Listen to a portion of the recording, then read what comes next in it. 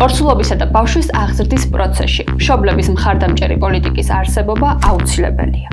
ღირსეული ანაზღაურებადი შვებულება კი ამ პოლიტიკის მნიშვნელოვანი კომპონენტია. გარდა ამისა, ეს ოჯახების კეთილდღეობასა და ქვეყნის ეკონომიკაში ჩადებული ინვესტიციაცაა.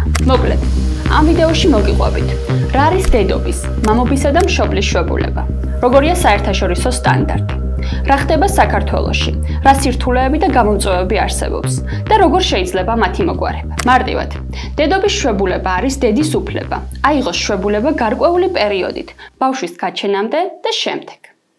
იგივე განმარტება აქვს მამობის შვებულებასაც.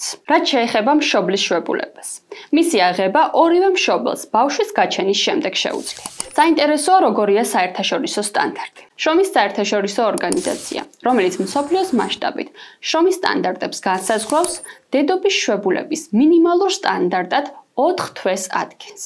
ამ პერიოდში ქალმა მისი ხელფასი სრულად ან ხელფასის სულ მცირე 2/3 მაინც უნდა მიიღოს. რაც მთავარია, თანხა დედებისა და ბავშვების მინიმალურ საჭიროებებს მაინც უნდა აკმაყოფილებდეს. არსებობს რეგიონული მიდგომებიც. მაგალითად, ევროკავშირის სტანდარტი ოჯახის საჭიროებებზე კიდევ უფრო მეტადაა მორგებული. მაგალითად, დედობის შვებულებასთან ერთად ის აწესებს მამების ორკვირიან შვებულებასაც. ასევე, მშობლის შვებულებას, რომელიც 2 თვის განმავლობაში თითოეულ მშობელს შეუძლია გამოიყენოს. ბუნებრივია, ეს მიდგომა ეხმარება მამებს ჩაერთონ ბავშვზე ზრუნვის პროცესში. რა ხდება საქართველოში?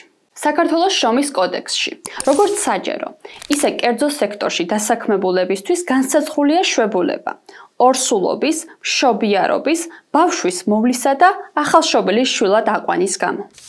შეგვიძლია ვთქვათ, რომ შვებულების ხანგრძლივობა საერთაშორისო სტანდარტებს აკმაყოფილებს. მაგალითად, ანაზღაურებადი შვებულება, რომელიც ორსულობისა და მშობიარობის გამო გაიცემა 126 დღე, ანუ 4 თვეა.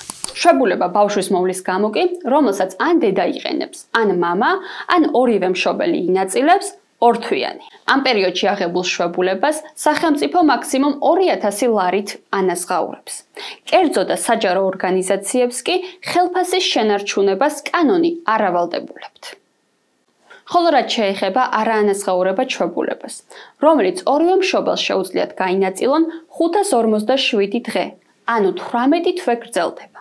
საქართველოში არსებულ გამოწვევებს შორის ყველაზე მთავარი ისაა, რომ ქალები, რომლებიც მუშაობენ, შვებულების დროს სათანადო ანაზღაურებას ვერ იღებენ. აი, შრომითი კონტრაქტის გარეშე დასაქმებული ქალები კი ანაზღაურებას საერთოდ ვერ იღებენ. გამოწვევა ისიც, რომ მამებს ცალკე დამოუკიდებელი შვებულება არ აქვთ. არ არსებობს არც 2 წლამდე ბავშვებისთვის განკუთვნილი სახელმწიფო, ანუ საჯარო ბაგა-ბაღები. შესაბამისად, არაერთ ქალს უწევს აიღონ არაანაზღაურებადი შვებულება, რაც საბოლოოდ ოჯახის შემოსავლებზე ახდენს გავლენას. მოდი უფრო დეტალურად ვისაუბროთ ანაზღაურებაზე. არსებობს გავრცელებული მოსაზრება, რომ საჯარო სექტორში დასაქმებული ქალები 6 თვის განმავლობაში ხელფასს სრულად იღებენ. სინამდვილეში, კანონით ამ უფლებით მხოლოდ საჯარო მოხელის სტატუსის მქონე ქალები სარგებლობენ. მათი რიცხვი კი 3%-მდეა და კიდევ უფრო მცირდება. ამავე უფლებით სარგებლობენ საჯარო სკოლებში დასაქმებული მასწავლებლებიც. რა თქმა უნდა, არსებობენ როგორც კერძო, ასევე საჯარო ორგანიზაციებიც, რომელიც იგივე სტანდარტს იმეორებენ, თუმცა ეს მხოლოდ მათი კეთილინებაა და ამას კანონი არ ავალდებულებთ. სტატისტიკაც იმავეს ადასტურებს. გაეროს ქალთა ორგანიზაციისა და გაეროს მოსახლეობის ფონდის კვლევის მონაცემებით 2023 წელს კერძო სექტორში დასაქმებული ქალების მხოლოდ 23% იღებდა ხელფასს სრულად. ნაწილობრივ კი მხოლოდ 21%. ყველა სხვა შემთხვევაში. ანუ, როცა ქალს არც საჯარო მოხელის სტატუსი აქვს, არც საჯარო სკოლის მასწავლებელია, კერძო თუ საჯარო ორგანიზაციებში მენეჯმენტის კეთილინებაც არ არსებობს, ოჯახი სახელმწიფოსგან ერთჯერადად მაქსიმუმ 2000 ლარს მიიღებს. 2000 ლარი 6 თვეზე რომ გადავანაწილოთ, მხოლოდ 323 ლარი გამოდის. ეს კი მაშინ, როდესაც საქსტატი ამბობს, რომ ერთი ადამიანის საარსებო მინიმუმი 260 ლარია. როგორც უკვე ვახსენეთ, შრომის კონტრაქტის გარეშე დასაქმებული ქალები 2000 ლარსაც ვერ იღებენ. ესენი არიან მაგალითად ძიძები, მოვაჭრეები, მცირე მეწარმეები, მათ შორის ისინი, ვისაც რეგისტრირებული ბიზნესი აქვთ. თანხის გარეშე ხშირად რჩებიან მომსახურების ან სხვა არაშრომითი ხელშეკრულებით დასაქმებული ქალები. მაგალითად, ფრილანსზე მომუშავე ფოტოგრაფები, ჟურნალისტები, დიზაინერები, კონსულტანტები, მკვლევრები და სხვა. ისე გამოდის, რომ ეს ადამიანები საშემოსავლო გადასახადებს იხდიან. თუმცა იმ ერთჯერადი ანაზღაურებითაც ვერ სარგებლობენ. ისინი არიან ჩართული შრომაში, ისინი არიან სამუშაო ბაზარზე. ისინი იხდიან გადასახადებს, არიან თვითდასაქმებული ქალები, ანუ იხდიან გადასახადებს სოციალურ შენატანებს, თუმცა როცა მათ სჭირდებათ დეკრეტი, მათ დეკრეტი არ ეკუთვნით ჩვენი კანონმდებლობით და სახელმწიფოსგან ისინი ვერაფერს ვერ იღებენ, ანუ ფაქტობრივად სამუშაო ბაზარზე არსებული ქალების ძალიან დიდი ჯგუფი მთლიანად არის გამოთიშული დეკრეტული შვებულების ნებისმიერი მინიმალური რეგულაციიდანაც კი. რაც შეეხება მამობის შვებულებას, მას კანონი საერთოდ არ ითვალისწინებს. ამიტომ მამებს, რომლებსაც სურთ ბავშვის სრულის პროცესში ჩაერთონ, ხშირად უწევთ აიღონ შვებულებები, რომლებსაც დასვენებისთვის გამოიყენებდნენ. არსებობს კიდევ ერთი ვარიანტი. მამამა აიღოს ან დედასთან ერთად გაინაწილოს მშობლის შვებულება. თუმცა საქართველოში ამას მამების 1%-იც არ აკეთებს. გამოწვევებს შორის ცალკე უნდა გამოიყოს სახელმწიფო ბაგა-ბაღების არარსებობა. შეიძლება მშობლის აუნაზღაურებელმა შვებულებამ ბავშვებისთვის ეს დანაკლისი შეავსოს, თუმცა ვერ შეავსებს შემოსავალს, რომელზეც უარის თქმა ქალებს და მათ ოჯახებს 18 თვის განმავლობაში მოუწევთ. ქალები იმ შემთხვევაშიც კი თუ ისინი 6 თვის მანძილზე ბავშვის გაჩენიდან იღებენ სრულ დეკრეტულ ანაზღაურებას, 2 წლამდე არ არსებობს საბავშვო ბაღი. ანუ წელიწად ნახევარი უბრალოდ სახელმწიფო პოლიტიკაში არის აბსოლუტური ჩავარდნა, სიცარიელე და კითხვაზე სად უნდა წაიყვანოს ქალმა ბავშვი 6 თვის თავზე, როცა მას ანაზღაურება აღარ აქვს, ყველაზე კარგი ანაზღაურების პირობებშიც კი მაგალითად საჯარო მოხელე ქალმა 6 თვის ბავშვის შემთხვევაში რა უნდა გააკეთოს, სანამ ბავშვი გახდება 2 წლის. მოდი ვისაუბროთ იმაზეც, როგორ აისახება არსებული რეალობა, ოჯახების კეთილდღეობასა და ქვეყნის ეკონომიკაზე. არის შემთხვევები, როდესაც დედები სამსახურში ძალიან სწრაფად ბრუნდებიან, რაც როგორც მათ, ასევე ბავშვის ფიზიკურ თუ მენტალურ ჯანმრთელობაზე უარყოფითად აისახება. სამშაბათი რომ თენდებოდა ვიმშობიარე, პარასკევს გამომწერეს და 4 შაბათს ვიყავი სკოლაში. ეს იყო მშობიარობის მერვე მე-9 დღე.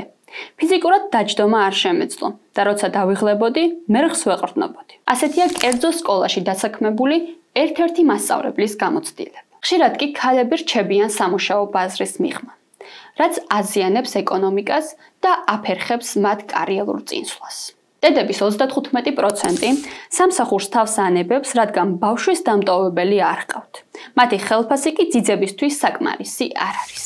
შესაბამისად, ქალები საერთოდ ხელფასის გარეშე რჩებიან, რაც ამცირებს ოჯახების შემოსავლებს და ბუნებრივია, ქვეყნის ეკონომიკაზეც აისახება. ყველაზე აქტიურ რეპროდუქციულ ასაკში საქართველოში ეს არის 25-დან 34 წლამდე, 3 ქალიდან 2 არის სამუშაო ბაზრის მიღმა. ანუ ესენი კარიერულადაც ყველაზე პროდუქტიული წლებია.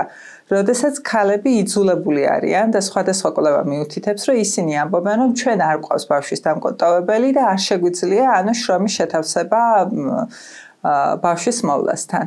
და მათ შორის ერთი ნაწილია ამ პრობლემის გადაწყვეტის ეს 6 თვის მანძილზე დედობის შვებულება მინიმუმ ირის დედობის დამშობლობის, რის ადვოკატირებასაც ჩვენ ვაკეთებთ, მაგრამ ეს არ არის საკითხის დასასრული. ასევე ძალიან მნიშვნელოვანია სოციალური სერვისის შეთავაზება, ადრეული მოვლის ცენტრების არსებობა, ხარისხიანი ბაღების არსებობა, აუცილებელია ბაღების სამუშაო საათები ემთხვეოდეს დასაქმების საათებს და კიდე იყოს 9 საათი ან 1 საათი განსაკუთრებით ქალაქებში, ასე ვთქვათ, მგზავრობისთვის დატოვებული, რომ მშობელმა დასაქმება შეძლოს.